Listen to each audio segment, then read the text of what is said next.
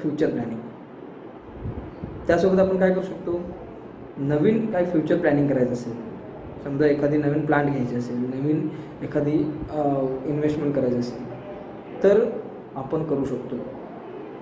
Future प्लॅननुसार या find अकाउंटवरून future प्लॅनसुद्धा करू शकतो. To find out the sources of application of funds. आपल्याला अन्य पैसे मिळण्याचे माध्यम सोर्सेस का आहेत का हे सुद्धा समजू शकतो. Next, to find out the value of goodwill for purpose of reconstructions of fund. आपल्या व्यवसायाला गुडविल काय आहे का, तर गुडविल असेल तर त्याच्याही गुडविलच्या आधारे काही फंड्स आपल्याला उपलब्ध करता येऊ शकतात का, याचाही विचार जो आहे या फाइंड अकाउंटवरून केला जाऊ शकतो. आणि शेवटचं आहे to find out to calculate various taxes from off the firm like income tax. आपल्या व्यवसायाला किती प्रकारचे किती टॅक्स द्यावं लागणार आहे त्याचं कॅल्क्युलेशन जे आहे या फाइंड अकाउंटवरून आपण सहज पद्धतीने समजून घेऊ शकतो. आता आपण बघूयात की फाइंड अकाउंट करत असताना ज्या अकाउंट लागतात, जे तुम्हाला सांगितलं की ट्रेडिंग अकाउंट आणि प्रॉफिट अँड लॉस अकाउंट, याचं आपण सविस्तर माहिती घेऊ. तत्पूर्वी मी ट्रेडिंग अकाउंटचा तुम्हाला एक फोटो शेअर करेन. त्या फोटोमध्ये डेबिट साईड आणि क्रेडिट साईड असणार आहे. त्या डेबिट आणि क्रेडिट साईडला दिलेले जे काही कंटेंट्स असतील त्याचे आपण डिटेल्स बघणार आहोत. आता पहिल्यांदा बघूया आपण trading account. Trading account is a nominal account. Trading account is opened in the trading organisation off for the purpose of the find out the gross profit or gross loss. Just मी आत्ता तुम्हाला सांगितलं की gross profit किंवा gross loss किती झालेलं आहे हे समजण्यासाठी आपल्याला ट्रेडिंग अकाउंट क्रिएट केलं जातं. In the trading account record the all the factory expenses, all the manufacturing expenses, all the direct expenses on the debit side. या ट्रेडिंग अकाउंटच्या डेबिट साईडला फॅक्टरी एक्सपेन्सेस असतील किंवा त्याला काय मॅन्युफॅक्चरिंग जिथं माल तयार होतो तिथले काय एक्सपेन्सेस असतील हे नोंदवलं जातं ट्रेडिंग अकाउंटच्या डेबिट साईड. त्यासोबत क्रेडिट साईडला काय आहे तर आपण तिथं सेल्स नोंदवलं जातं. प्रामुख्याने या ट्रेडिंग अकाउंटवरून आपल्याला ढोबळ नफा अथवा ढोबळ तोटा किती झालेला आहे हे समजू शकतं. आणि ढोबळ नफा अथवा तोटा झाला असेल तर तो प्रॉफिट अँड लॉस अकाउंटला ट्रान्सफर करतो. दुसरं आहे profit and loss account. Trading अकाउंटमध्ये डिटेल्स जे आहेत ते आपण यथावकाश बघू. दुसरं आहे profit and loss account. Profit and loss account काय आहे, so profit and loss account is a nominal account. हे सुद्धा एक खर्चाचं एक अकाउंट आहे. There are two side, one debit and another credit side. The profit and loss account is a main account of income statement. हे काय आहे, income statement आहे, इन्कम और एक्सपेन्सेसचं. खर्च अथवा उत्पन्न किती झालेलं आहे, काय झालेलं आहे हे समजण्यासाठी हे प्रॉफिट अँड लॉस अकाउंट तयार केलं जातं. तिसरं आहे balance sheet. Balance sheet is a statement. There are two sides basically. First is the liability on the left side of balance sheet and the right side of the balance sheet is the assets. या लायबिलिटीजवरनं आपलं देणं किती आहे, आपले liabilities किती आहेत बिझनेसचे हे समजू शकतो. आणि असेट साईडवरनं आपली कंपनीची किंवा आपल्या व्यवसायाची मालमत्ता ही किती आहे, किती त्याची कॉस्ट होते हे सगळं समजू शकतो. आता आपण ट्रेडिंग अकाउंटमध्ये दिलेल्या एक एक कन्सेप्ट बघू. मी एक ट्रेडिंग अकाउंटचा तुम्हाला फोटो आहे तो शेअर केलेला आहे.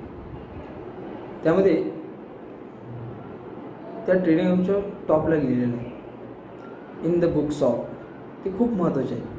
इन द बुक्स ऑफ याचा अर्थ असा आहे की हे अकाउंटिंग जे आपण करतो आहे ते कोणाच्या बुक्समध्ये करतो, कुठल्या पार्टनरशिप फर्मच्या बुकमध्ये करतो त्या फर्मचं तिथं नाव लिहिणं आवश्यक आहे. त्याच्यानंतर आहे ट्रेडिंग अकाउंट आणि त्याखाली असतं फॉर द इयर एंडेड. हे वाक्य खूप महत्त्वाचं आहे. फॉर द इयर एंडेड हे वर्षाच्या शेवटी म्हणजे 31/3/2020 असेल, जे काय वर्ष दिले असेल ते तारीख लिहायचं असतं. फॉर द इयर एंडेड म्हणजे याचा अर्थ आहे त्या दिवसाअखेर, त्या वर्षातल्या शेवटच्या दिवसाअखेरच्या सगळ्या नोंदी या ट्रेडिंग अकाउंटमध्ये आपण करणार आहोत, असं त्याचा अर्थ आहे. तर आपण बघू की ट्रेडिंग अकाउंटच्या डेबिट साईडला म्हणजे डाव्या बाजूला काय काय दिलेलं आहे. पहिला आहे टू ओपनिंग स्टॉक. आता ओपनिंग स्टॉक याचा अर्थ असा आहे की मागील वर्षी जे राहिलेले क्लोजिंग स्टॉक असतील ते चालू वर्षामध्ये आपण वापरणार, म्हणून ते ट्रेडिंग अकाउंटच्या डेबिट साईडला टू ओपनिंग स्टॉक असं लिहायचं. दुसरं आहे परचेसेस. परचेसेस बऱ्याचदा त्याला काही ॲडजस्टमेंट असतात. जर ॲडजस्टमेंट असेल तर त्याला स्टार करून घ्यावे. आता प्रॉब्लेम सोल्युशन करत असताना ते प्रॉब्लेम कसं सॉल्व्ह करायचं, कोणकोणते प्रिकॉशन घेतले पाहिजे हे मी प्रॉब्लेम सोल्युशन करून देत असताना मी सांगेन.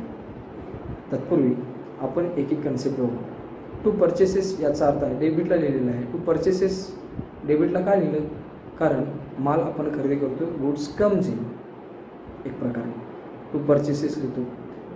त्याला ॲडजस्टमेंट असेल, समजा आपण खरेदी केलेला माल काही परत पाठवला असेल, परचेस रिटर्न त्याला म्हणतो. परचेस रिटर्न किंवा रिटर्न आउटवर्ड, खरेदी केलेला माल परत पाठवला, रिटर्न आउटवर्ड असं त्याला म्हणतो.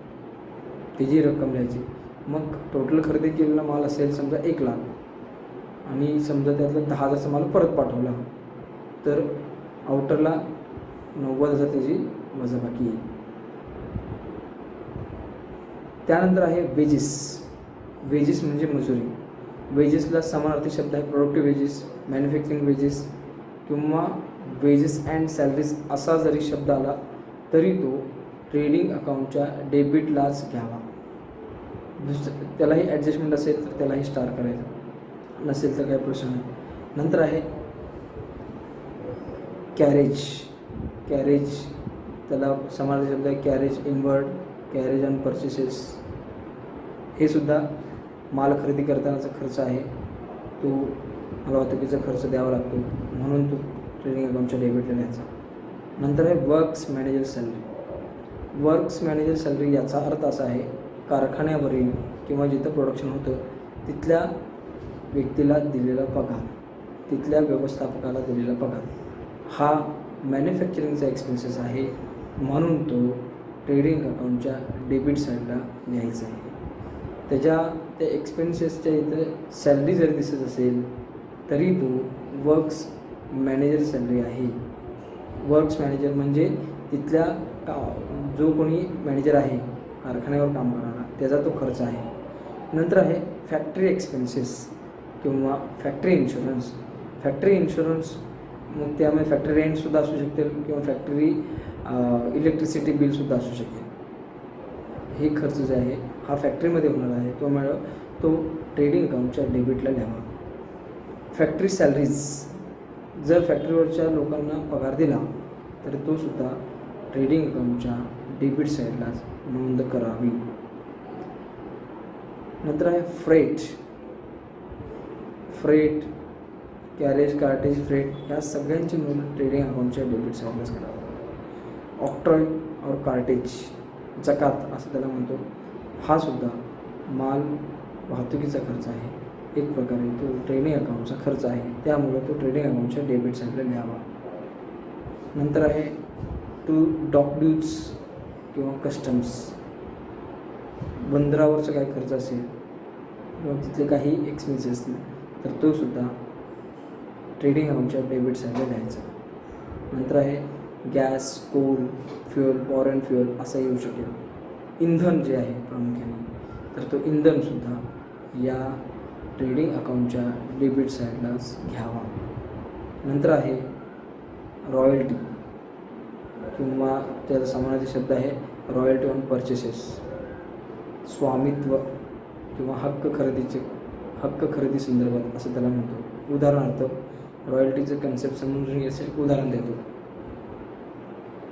एखाद्या व्यक्तीच्या शेतामध्ये एखादी खाण सापडली, खनिज संपत्ती सापडली तर तो व्यक्ती तिथला मालक होऊ शकतो. पण जर समजा तो व्यक्ती तो इतर व्यक्तींना समजा भाड्याने दिला, 1 वर्ष, 2 वर्ष, 5 वर्ष करारावर दिला, तर जो व्यक्ती भाड्यानं घेतो तो त्या जागेचा 5 वर्षासाठी मालक होऊ शकतो.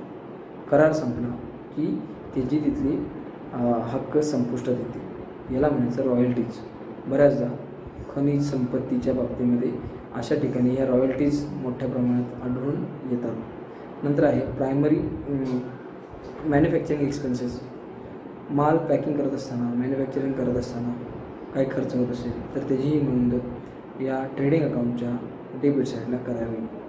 ट्रेड एक्सपेन्सेस, व्यापारी खर्च, ट्रेड एक्सपेन्सेस हा कायम ट्रेडिंग अकाउंटच्या डेबिट साईडला घ्यायचा. एक्सेप्ट केस, जर समजा प्रॉब्लेममध्ये सन्ड्री एक्सपेन्सेस किंवा जनरल एक्सपेन्सेस जर नसेल, सन्ड्री एक्सपेन्सेस आणि जनरल एक्सपेन्सेस जर दोन्ही नसतील तर त्यावेळेला ट्रेड एक्सपेन्सेस हा प्रॉफिट अँड लॉस अकाउंटच्या डेबिटलाच नोंद करावी. जर ट्रेड एक्सपेन्सेस, सन्ड्री एक्सपेन्सेस आणि जनरल एक्सपेन्सेस यातले एक जरी एक्सपेन्सेस असेल तर अशा वेळेला मात्र ट्रेड एक्सपेन्सेस हा ट्रेडिंग अकाउंटच्या डेबिट साईडला नोंद करावी. दुसरं नेक्स्ट आहे हिटिंग अँड लायटिंग. काही वीज खर्च असेल तर त्याचाही सुद्धा खर्च जो आहे तो ट्रेडिंग अकाउंटच्या डेबिट साईडला नोंद करावी. आता आपण पाहू, आता बघितलं आपण की ट्रेडिंग अकाउंटची डेबिट साईड. आता बघणार आहोत ट्रेडिंग अकाउंटची क्रेडिट साईड. आता काय आहे ट्रेडिंग अकाउंटच्या क्रेडिट साईडला? पहिलं आहे ते म्हणजे सेल्स, बाय सेल्स. डेबिट साईडला लिहित असताना टू लिहायचं आणि क्रेडिट साईडला लिहित असताना बाय असं वाक्य लिहायचं.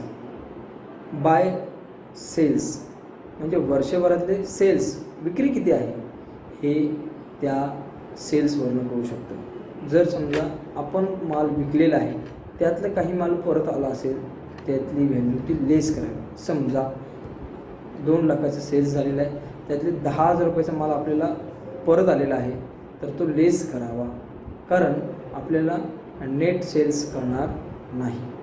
मग लेस केले आपण समजा 10,000 तर आउटरला जाईल, बाहेरच्या कॉलममध्ये 1,90,000. उदाहरण म्हणून तुम्हाला मी रक्कम सांगितलेली आहे. दुसरं आहे by goods distributed as a free sample. By goods distributed as a free sample याचा अर्थ असा आहे, नवीन प्रोडक्शन लॉन्च केलं तर तो मार्केटमध्ये इम्पॅक्ट होण्यासाठी त्यावेळेला कंपनी बऱ्याच वेळेला तो माल फुकट वाटला जातो. तो माल जातो पण आपल्याकडनं फुकट वाटला जातो.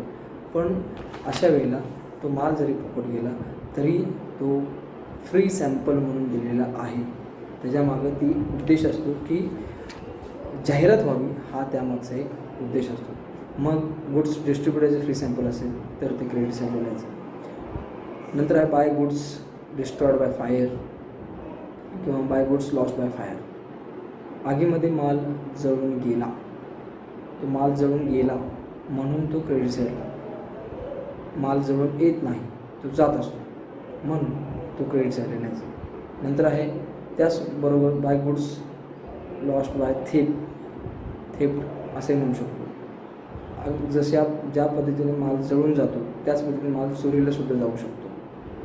नंतर आहे by goods withdrawn by partners for personal use.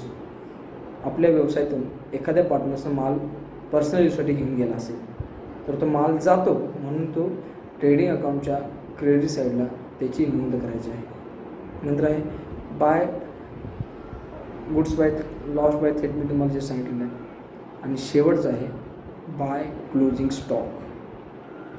या वर्षाच्या आर्थिक वर्षाच्या शेवटी जर काही स्टॉक शिल्लक राहिला तर तो ट्रेडिंग अकाउंटमध्ये लेस करावा लागतो. याचं कारण असं आहे की तो स्टॉक या वर्षी आपण वापरत नाही तर तो पुढच्या वर्षी वापरात आणतो. म्हणून